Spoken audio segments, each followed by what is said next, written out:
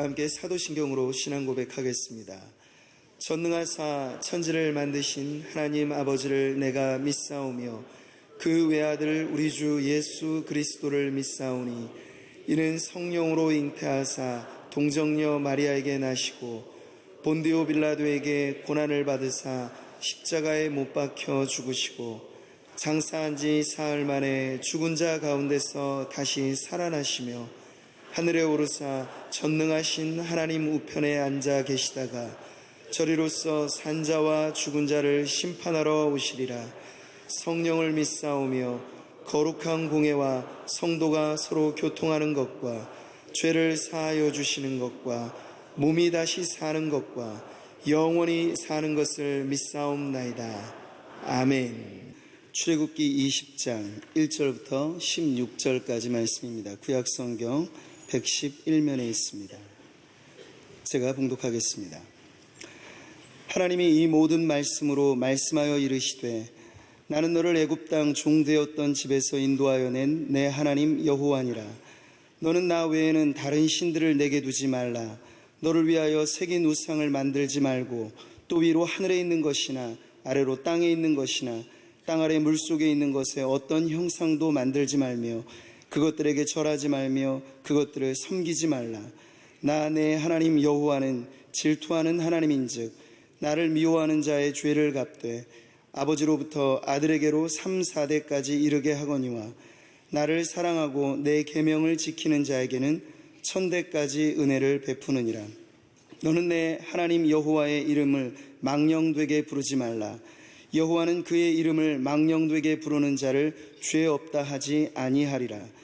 안식일을 기억하여 거룩하게 지키라. 엿새 동안은 힘써 내 모든 일을 행할 것이나 일곱째 날은 내 하나님 여호와의 안식일인즉 너나 내 아들이나 내 딸이나 내 남종이나 내 여종이나 내 가축이나 내 문 안에 머무는 객이라도 아무 일도 하지 말라. 이는 엿새 동안에 나 여호와가 하늘과 땅과 바다와 그 가운데 모든 것을 만들고 일곱째 날에 쉬었습니다. 그러므로 나 여호와가 안식일을 복되게 하여 그날을 거룩하게 하였느니라. 내 부모를 공경하라. 그리하면 내 하나님 여호와가 내게 준 땅에서 내 생명이 길리라. 살인하지 말라. 간음하지 말라. 도둑질하지 말라. 내 이웃에 대하여 거짓 증거하지 말라. 아멘.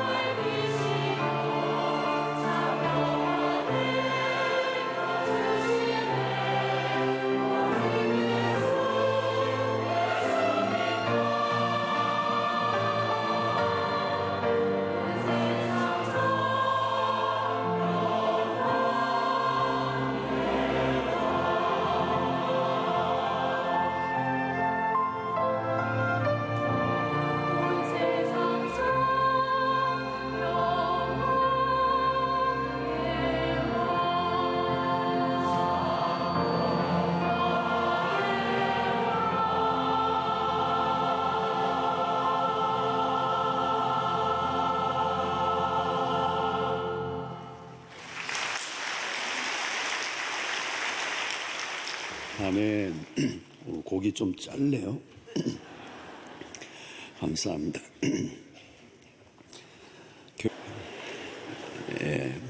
분위기가 밝아서 좋습니다. 그죠? 3주 동안 거짓말 하지 말라를 계속 해야 될 것 같습니다. 우리가 병원에 가면 이렇게 병원에 가기 싫죠. 검사를 좀 이제 해야 되지만 병원에 가는 거 왠지 좀 꺼려져요. 뭔가 좀 드러날 것 같은 그런 두려움이 생깁니다. 그러나 병원에 가서 이렇게 검사를 하고 어떤 질병들을 발견하면 기분 나쁘지만 어때요? 좋은 것입니다. 그걸 치료하면, 제거하면 건강을 얻을 수 있기 때문에 그렇습니다. 십계명을 계속 따르다 보니까 우리의 죄가 자꾸 드러나죠. 십계명을 3주 동안 하니까 이거는 완전 MRI 촬영이에요. 대충 체킹하는 게 아니고 우리 죄의 문제를 아주 정밀하게 분석하는 그런 작업입니다. 작은 것 하나라도 드러내면 그것을 하나님 앞에 가지고 나아가면 됩니다.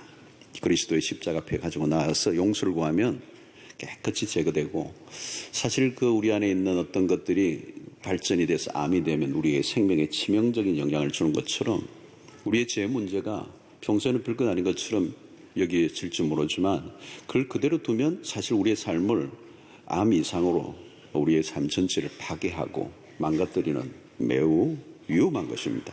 그래서 우리는 이런 시간을 통해서 우리의 자신을 정확하게 들여다보고 그리스도의 십자가 앞에 나아가는 은혜가 있어지기를 바랍니다. 자, 우리 이 죄인의 속성이 뭡니까? 죄인의 속성이 거짓말이에요. 거짓말. 자, 거짓말을 하지 않고 사는 사람은 아무도 없습니다. 오늘 나는 거짓말을 절대로 한 적이 없다. 손들어 표해 주시길 바랍니다. 2부 때는 한 명이 있더라고요. 한 명이 탁 뜨시더라고요. 그래서 대단하다 그랬습니다. 어린아이들도 보면 가르쳐 주지 않은데 아주 어린 아이인데 거짓말을 학원도 안 다니고 어떻게 저렇게 잘하는지. 이 죄의 본성입니다. 우리 안에 있는 죄성이 거짓말을 하는 것입니다. 한국인은 이 사기성이 굉장히 높은 나라로 알려져 있습니다. 1913년 통계에 의하면 OECD 국가 중에 사기 죄가 가장 많은 나라로 꼽혔어요. 하여튼 1등 많이 합니다, 우리가. 사기 죄도 많은 나라예요. 속이는 사람도 많다는 얘기고 속는 사람도 많다는 얘기입니다. 우리 사회 특징 중에 하나가 거짓이에요. 거짓. 이 거짓에 관해서 특별히 관대한 나라입니다. 우리나라가. 우리 사회에 지금 홍역을 앓고 있죠. 이 거짓과 진실 사이를 지금 대한민국은 판단해내야 되는 어려움을 겪고 있습니다. 우리는 이 일상에서 범하는 이 죄로서 거짓말을 너무 흔하기 때문에 가볍게 여기는 경향이 있습니다. 그러나 여러분, 살인, 간음, 도둑질에 비하면 경미한 것처럼 취급될 가능성이 있지만 결코 그렇지 않습니다. 십계명의 계명 중 경중을 따진다는 건 의미가 없어요. 모든 죄는 거미줄처럼 연결되어 있습니다. 그래서 이 거짓은 살인과도 연결이 되고 또 도둑질과도 연결이 되고 간음과도 연결이 되어 있습니다.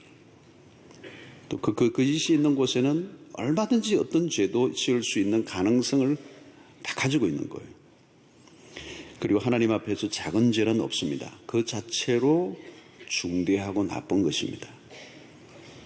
하나님은 거짓말을 싫어하세요. 시편 5편 6절에 보니까 거짓말하는 자들을 멸망시키시리다. 여호와께서는 피 흘리기를 즐기는 자와 속이는 자를 싫어하십니다. 거짓말을 가볍게 여기서는 안 된다는 겁니다. 그러므로 십계명은 하나하나 주의를 기울여야 할 중대한 명령이고 우리의 삶의 기준이 됩니다. 그리고 이 9계명, 이 거짓 전가지 말라는 이 계명에 따라 우리의 공동체 그리고 모든 인간관계에 치명적인 영향을 미치는 것이 바로 이 9계명입니다. 로버트 풀검이라고 하는 목사, 미국에 있는 목사인데 이분이 지은 아주 오래된 책인데 내가 정말 알아야 하는 모든 것은 유치원에서 배웠다. 많이 읽혀진 책입니다. 우리가 알아야 할 모든 것은 유치원에서 다 배웠다는 뭐 대학에서 배운 것도 유치원 때 배운 것의 반복이라고 말할 수 있다는 거죠. 윤리나 법전이나 하는 것도 선과 악이 무엇인지를 배운 유치원의 연장선상이다. 여러분 유치원에서 가르치는 게 뭡니까? 친구들과 싸우지 말아요. 사이좋게 놀아라.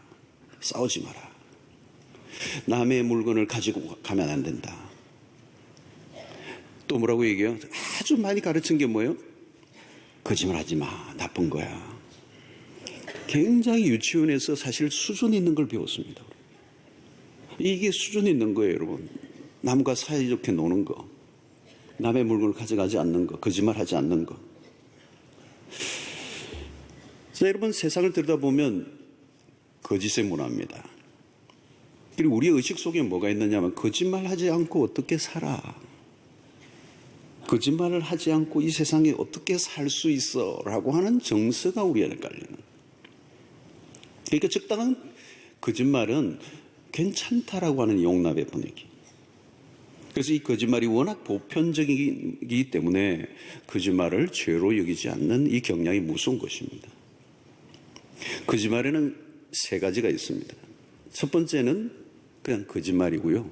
두 번째는요, 새빨간 거짓말이고요. 세 번째는 통계입니다. 통계. 통계는 거짓말이다. 요즘도 우리가 많이 확인합니다. 경찰 추산, 집회측 추산, 방송국 추산, 이게 다 달라요. 교인도 교인 수를 제대로 이야기하는 교회가 많지 않아요. 헛수가 많아요. 어마어마하게 많다고 그러는데 가보면 안 해요.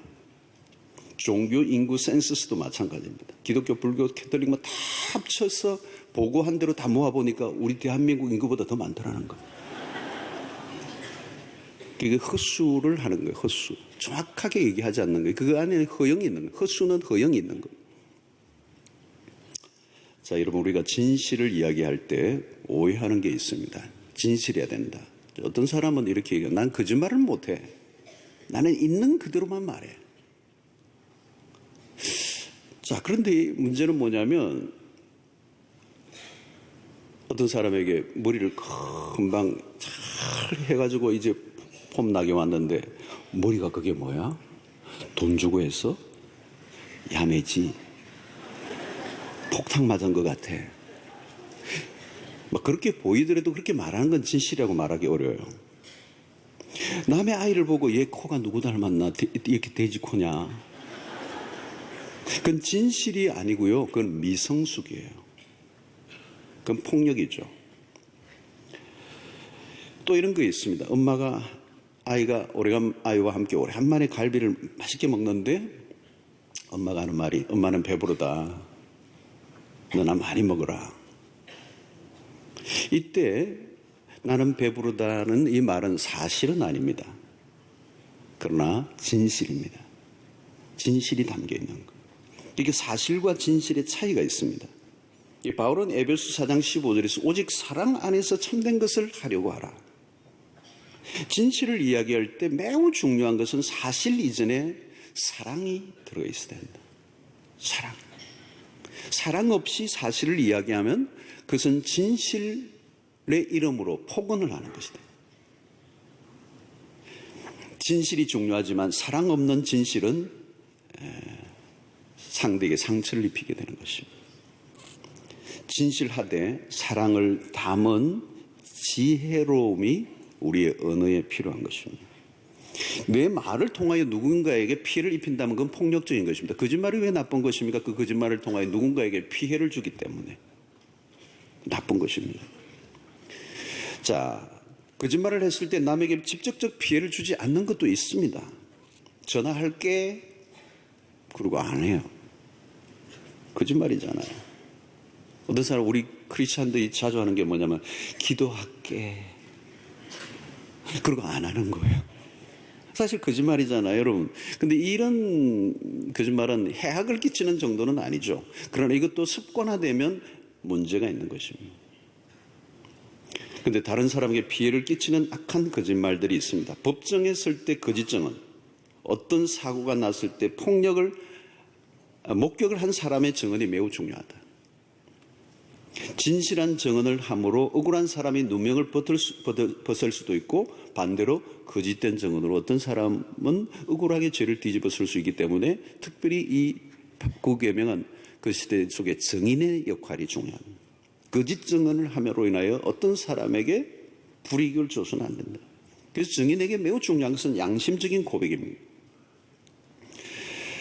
자, 여러분, 공동체 안에서 보면 어떤 사안에 대해서 진실성 여부를 가리기가 어려워질 때가 있습니다. 사건 자체에 대한 진실성보다 누구의 편인가에 따라 많이 달라져요. 나와 좋지 않은 관계에 있는 사람에 대한 것이라면 왜곡되게 표현하는 것입니다. 폄하하는 것이죠. 그럼 나도 모르게 덧붙이는 것입니다. 이게 거짓말이 되는 거예요. 반대로 나와 가까운 사람이면 잘못된 것인데도 미화하는 것입니다.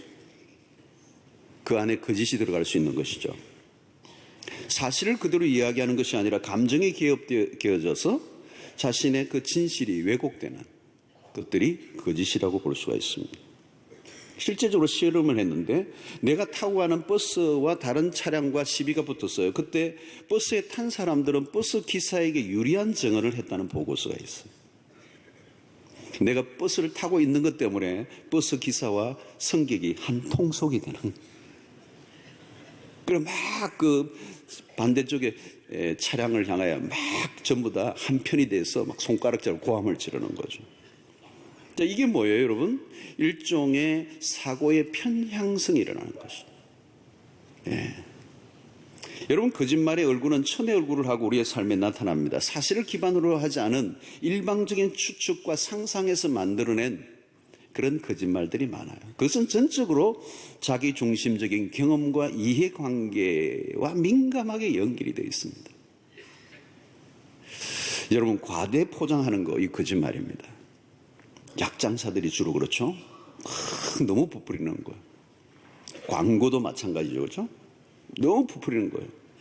약장사들 얘기 들어보면 완전 만병통치고 이거 집에 가서 먹으면 끝날 것 같아요. 근데 아니잖아요. 우리의 언어 안에 과장법이 많이 들어있어요. 어떤 아내는 남편을 바라보면서 나는 일평생 속고 살아왔어.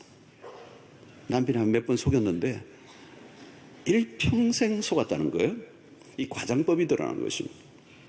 축소하는 것도 거짓말입니다. 나와 경쟁의 상대에 대해서 장점을 축소해버리고 무시해버리는 거. 거짓말이죠. 침묵도 거짓이 될 수 있습니다. 분명히 좋다고 평가를 할 만한데 언급을 회피하거나 모호한 태도를 보이므로 사실상 좋은 것을 부정해버리는 태도. 그 침묵은 거짓이 될 수도 있다. 합리화하는 것도 거짓말에 해당합니다. 자신이 잘못된 것을 솔직하게 인정해야 하는데 자꾸 이것저것 끌어다가 변명을 늘어놓으면서 자기의 정당성을 주장하다 보면 그것도 거짓말이 되는 겁니다. 여러분, 좋지 않은 소문을 퍼뜨린 것도 거짓말이죠. 소문에는 거짓이 많이 들어있습니다. 특히 그 소문이 나와 별로 좋지 않은 관계에 있는 사람의 것이라면 사실과 상관없이 침을 튀기며 동조하게 됩니다. 당연히 거짓이 되죠. 자기가 좋아하지 않는 사람에 대해서도 지나치게 공격적인 발언을 하게 되는 것. 결국 악의적인 말들을 하게 되는 것입니다. 그러다 보면 그 속에 거짓이 들어가는 거예요. 이 관계성이 참 중요한 거예요.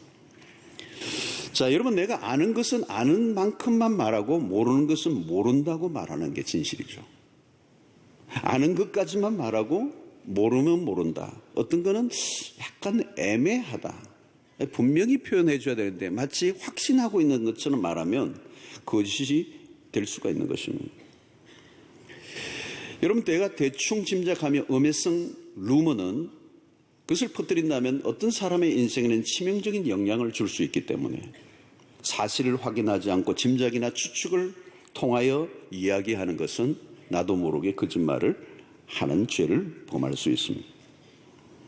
이게 무엇이든지 객관성이 있어야 되는 것이죠. 객관성. 자기의 주관에만 너무 사로잡혀 그것을 마치 확신하고 있는 것처럼 얘기하다가 틀릴 때 그것이 거짓말이 되는 것입니다. 그러니까 자기가 보는 관점이 마치 전부인 것처럼 말하는 태도는 본의 아니게 거짓말을 많이 하게 되는 것입니다. 여러분, 우리의 죄성은 자신에 대해서는 매우 우호적이고 남에 대해서는 나쁘게 폄하하려고 하는 속성이 있습니다. 그러므로 우리는 하나님 앞에서 우리의 자신들의 말이 정말 정직한가를 늘 점검하면서 구계명을 범하지 말아야 할 것입니다. 자, 우리는 수도 없이 약속을 합니다. 하나님에게든 사람에게든 약속을 할 때는 신중해야 하는 것입니다. 교회에서도 직분을 받을 때 헌금, 공적 집회에 관련된 많은 서약을 하는 경우가 있죠. 그건 공적인 약속입니다.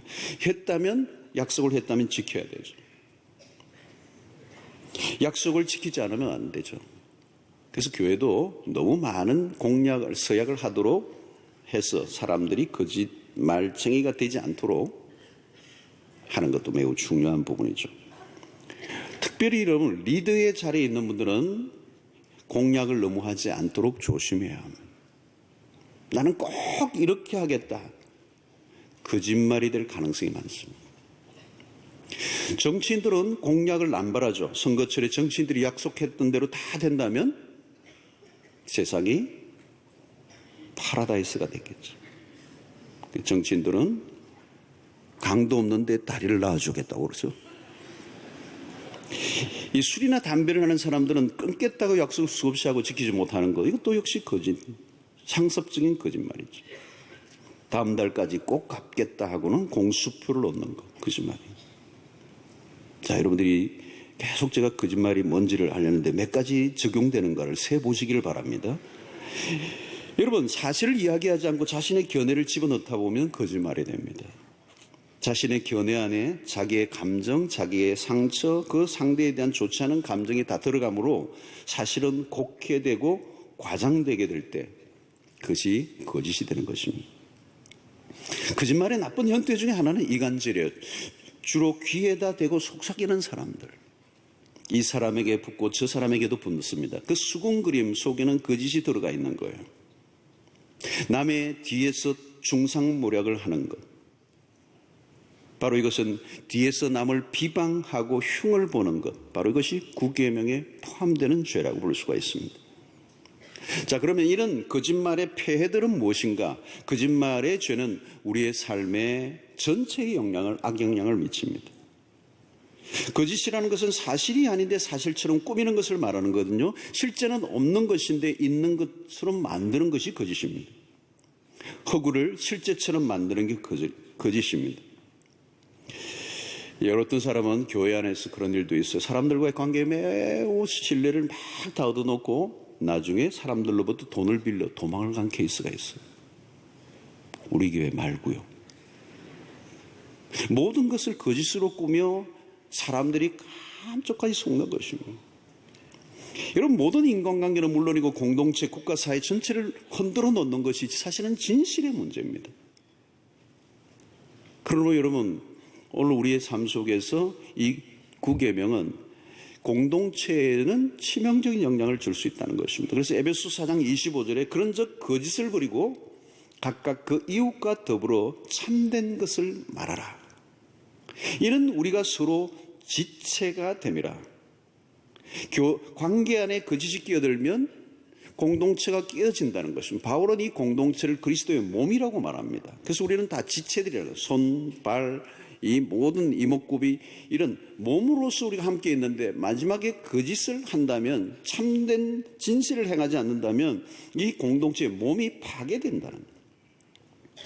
그래서 지체들이 모인 공동체를 건강하게 유지하는 길은 거짓을 버리고 참된 것을 말해야 한다는 것입니다. 사도행전 5장에서 유명한 사건이 하나 일어났는데, 아나니아와 삽비라 부부가 재산을 팔아 헌금하기 위해서 사도들 앞에 가져오다가 넘어져 즉사해버립니다. 초대교회 굉장히 충격적인 사건이죠. 초대교회가 잘 팡파를 울리면 가고 있는데 이 아나니와 삽비라가 재산을 팔아가지고 헌금하다가 즉사를 해버렸으니 이 얼마나 이 난감한 일입니까? 자, 왜 헌금을 하고 나서 그런 일이 일어났습니까? 왜 하나님이 이렇게 과하게 다루시는가? 자, 그들의 바친 게 문제가 아니죠. 하나님이 무엇에 대해 심판한 것입니까? 심판의 이유는 사실은 거짓말이에요. 하나님의 대응은 초강경입니다. 이렇게 초강경 진압을 하신 것은 역사 속에 시작된 이 신생교회, 이제 막 교회가 출발하는 이 신생교회에 거짓이 들어온 거예요. 그래서 이 교회가 거짓 위에 세워질 수 없다는 것을 아주 하나님께서 첫 번째 메시지로 하나의 시청각 교조로 알려주신 거예요. 거짓이 끼어들면 교회는 세워질 수 없다는 거예요.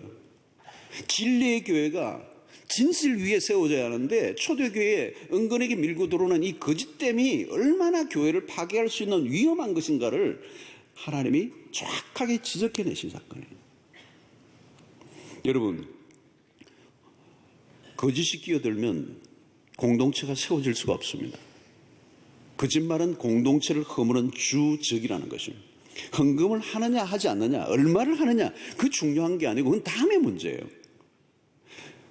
봉사를 하느냐 안 하느냐 이것도 중요하지 않아요. 더 중요한 것은 진실하냐는 거예요.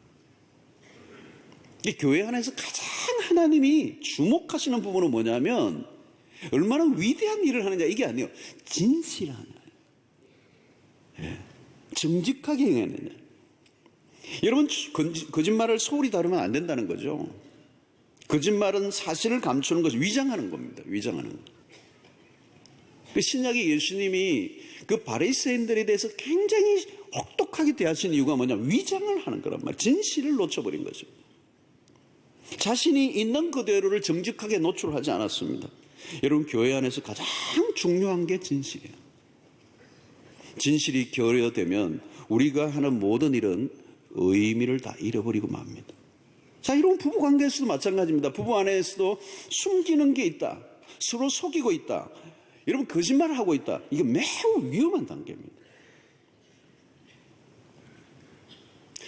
여러분, 부부관계 속에서 거짓을 행하고 말하고 서로를 속일 수 있다면 그 관계는 이미 깨어져 있다고 보면 맞아요. 속이고 있는 관계 속에서 무슨 일이 일어날지 nobody know, 아무도 몰라요. 무슨 일이든지 일어날 가능성이 있는 관계라는 것을 의미하는 것입니다. 전 미국 대통령 빌 클린턴이 백악관에서 레인스키 사건이 일어났어요. 그때 전 미국이 충격을 받았어요. 대통령이 백악관 안에서 여직원과의 이 썸씽이 있었단 말이에요. 그런데 미국이 진짜 분노한 이유는 여직원과의 부적절한 관계를 맺은 것이 아니고 미국이 분노한 것은 위정이었습니다. 거짓말을 한 거예요. 국민들은 거짓말한 것에 대해서 용서하지 못한다. 그가 말한 것이 사실이 아니라고 생각이 들 때 그의 모든 것을 의심하게 되는 것입니다. 이건 매우 중요한 겁니다. 미국 사회는 다른 어떤 죄보다도 거짓말에 대해서는 혹독하게 다뤄요. 제가 있었던 호주에서도 마찬가지입니다. 이 서구의 문화 안에 뭐가 있느냐면 거짓을 굉장히 중대하게 다룬다는 거예요. 뭘 실수를 했을 때 내가 오히려 정직하게 답하면 문제가 팍 풀려요. 근데 거짓말을 한 게 딱 하면 드러나면 이분은 끝까지 용납을 안 해요. 거짓을 했기 때문에 이 사람의 전 존재, 그가 하고 있는 모든 말을 믿을 수 없다면 프로세스가 안 되는 거잖아요, 여러분. 여러분, 인간 세계의 최대 위기는 불신이라는 겁니다. 신뢰할 수 없다는 거예요. 그러면 한 걸음도 나갈 수 없어요. 그걸 만들어내는 게 뭘까요? 거짓말의 문제라는 거예요. 거짓말. 요즘에 기업들도 도덕성에 관심을 가지고 있습니다. 기업의 도덕성에 금이 가면 소비자들이 등을 돌려버립니다. 요즘 몇몇 외국 기업들도 마찬가지로 거짓말 하다가 불매운동을 해버렸잖아요.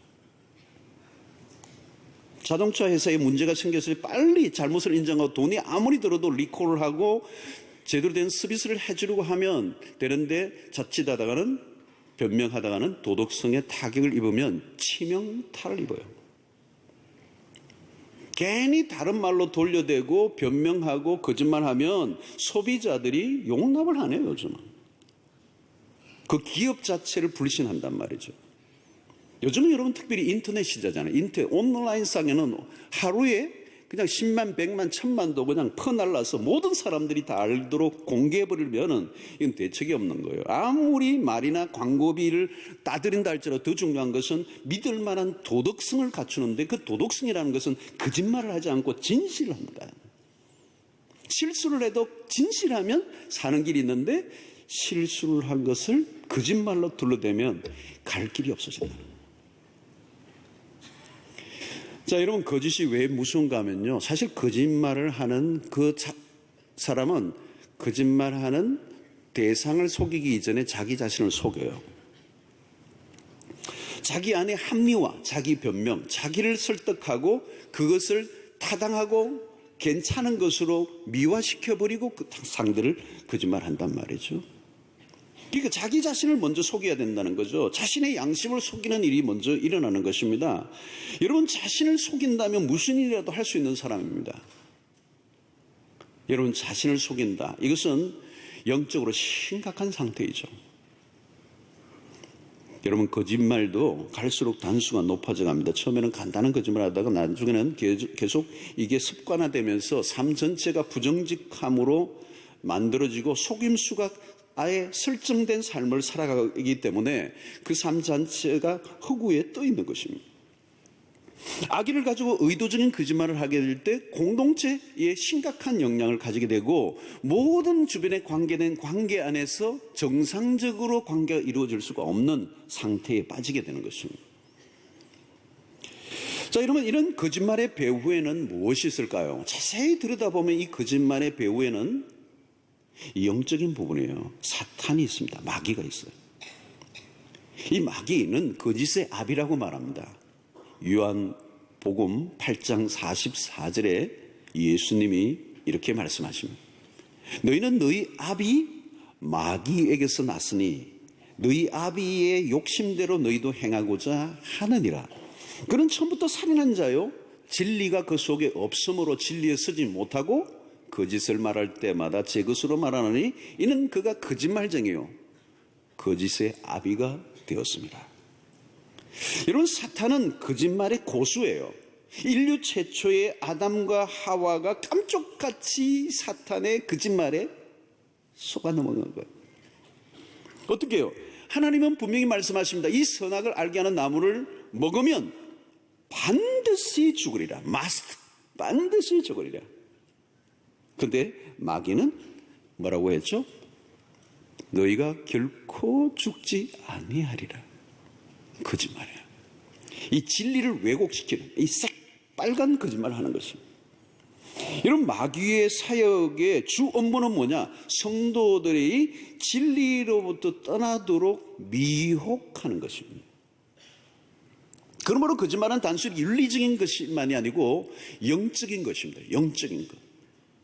가장 심각한 전쟁은 진리와 거짓의 싸움이에요. 이 세상 전체가 진리와 거짓 싸움.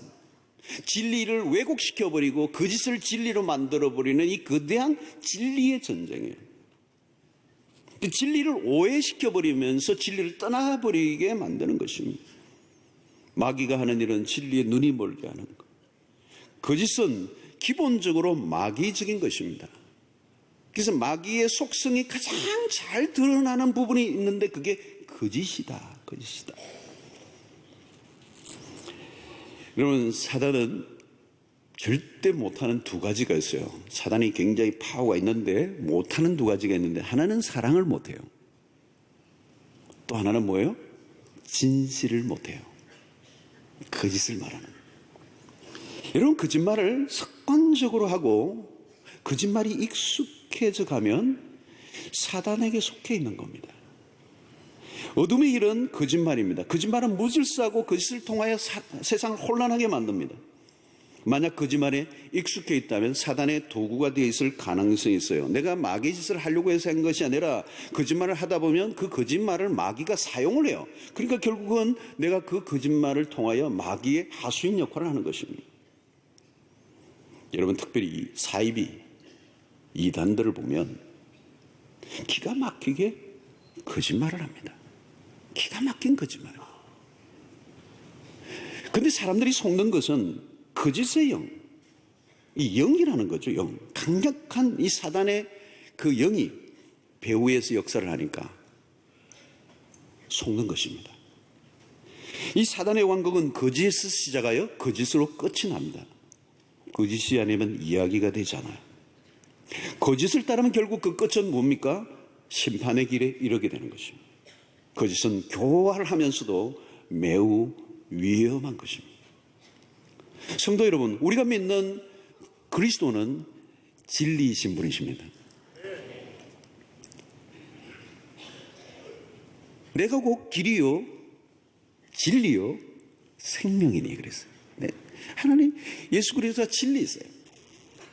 하나님이 진리이신 분이십니다. 진리를 우리에게 주신 분이에요. 이 신앙의 근본은 진실이고 진리입니다. 참되신 하나님을 믿고 따르는 것입니다. 하나님은 참되시고 거짓이 없으신 분이십니다. 그러므로 그리스도인이 그 하나님을 따르는 그리스도인의 정체성은 뭐냐? 진실됨이라는 겁니다.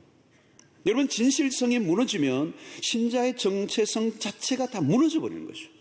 그러니까 하나님을 따르는 진리이신 그분을 따르는 하나님의 백성들의 정체성은 진실합니다. 이 진실함이 무너져 버리면, 거짓을 행하면 우리는 하나님의 백성으로서의 정체성을 포기한 것입니다. 여러분, 이전 한국 사회 안에 몇십 년 전에 한국 사회 안에 통용되는 문화가 하나 있었습니다.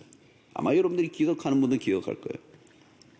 세상의 사람들이 신자에 대해서 뭐라고 얘기했는가 하면 그 사람 교회에 다니는데 거짓말 하겠냐? 기억나십니까? 몇십 년 전에는 세상이 이렇게 얘기했어요. 그 사람 교회 다니는데 설마 거짓말 하겠냐? 그 사람 교회 집사인데 거짓말 하겠냐? 믿어야지.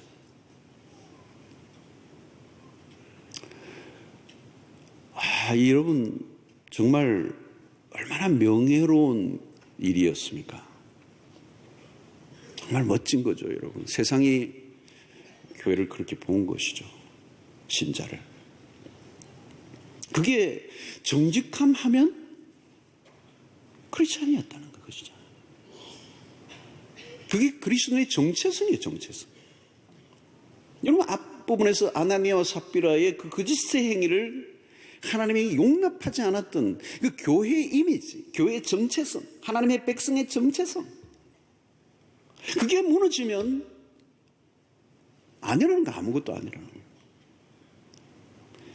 여러분, 오늘날 우리가 가장 시급하게 회복해야 될 일이 있다면 신자의 정직성. 이것보다 더 중요한 게 없어요, 여러분. 신자의 말은 믿을 수 있다. 우리 이것을 회복해야 돼요. 우리의 말의 진실성에 의심받는다면 여러분 심각한 일이 납니다. 왜냐하면 신약의 그리스도인들의 아이덴티티가 뭐냐면 증인입니다.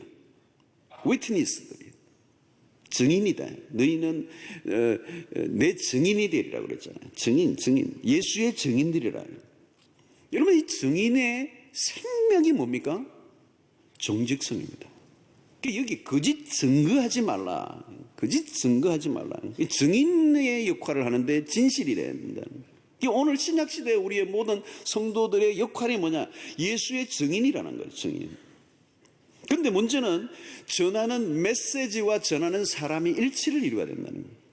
전하는 사람의 메시지는 굉장히 진실한데 전하는 사람이 정직하지 않고 신뢰할 수 없다면 그 전하는 그 메시지의 유무와 상관은 진실성 유무와 상관없이 그 사람을 보며 그 메시지를 판단하는 것입니다.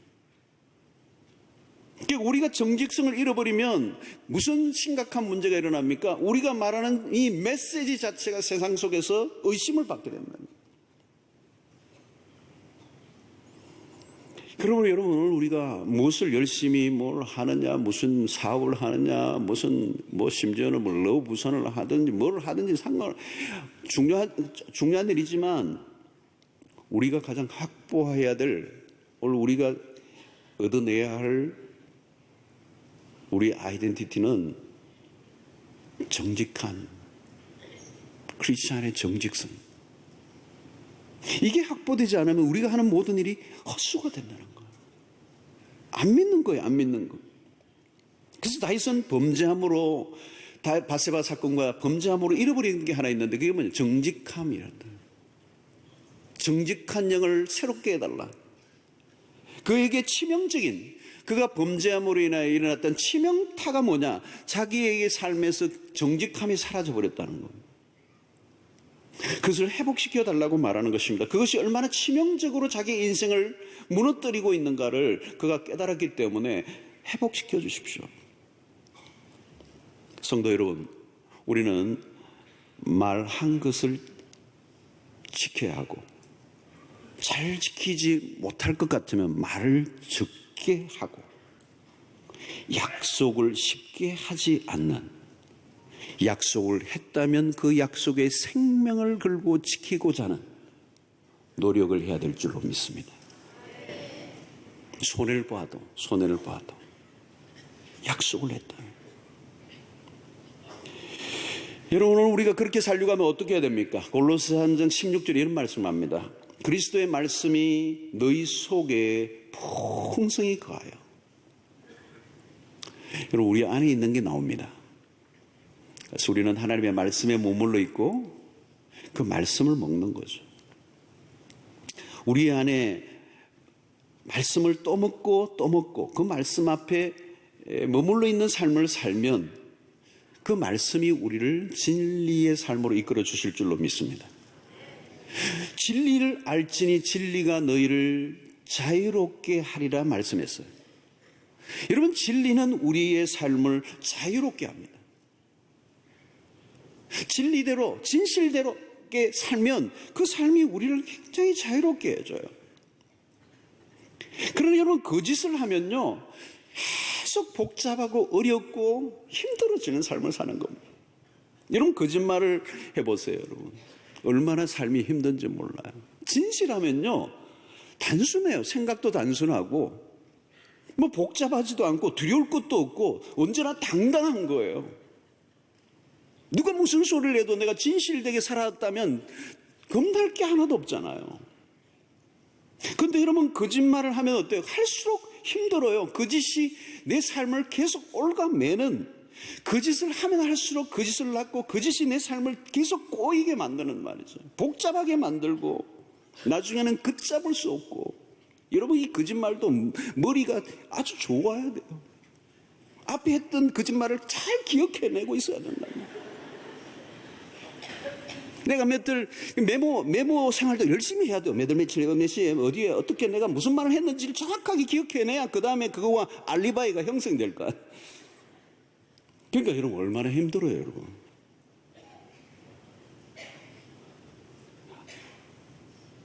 여러분, 그냥 있는 대로 표현하는 거, 덧붙이지 말고, 감하지도 말고, 모르면 모른다고 하고, 알면 아는 만큼만 얘기하고. 여러분, 막 노는 얘기도 내가 아는 만큼만 얘기해야 돼요. 내가 다 아는 것처럼, 어떤 사람에 대해서도 내가 다 아는 것처럼. 한 번밖에 안 만났는데. 그래서 사람을 죽여버릴 수도 있잖아요, 여러분.